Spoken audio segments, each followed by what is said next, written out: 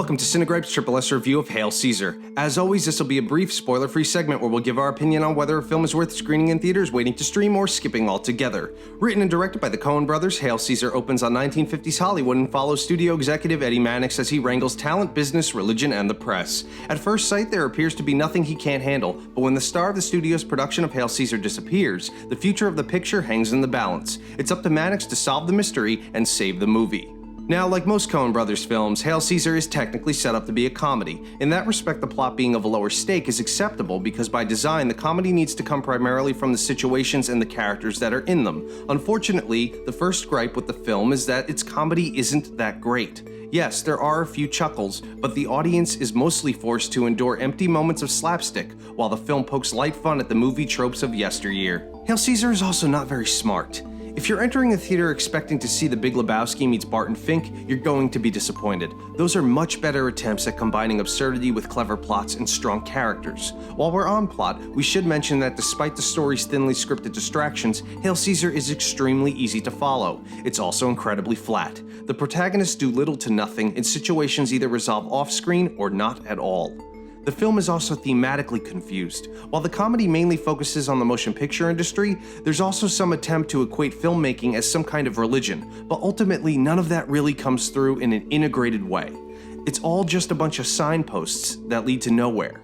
The same can be said about the film's impressive cast, whose efforts are largely wasted on cameos. Scarlett Johansson, Channing Tatum, Jonah Hill, Frances McDormand, and Tilda Swinton, to name a few, either exist to move plot, or simply do nothing.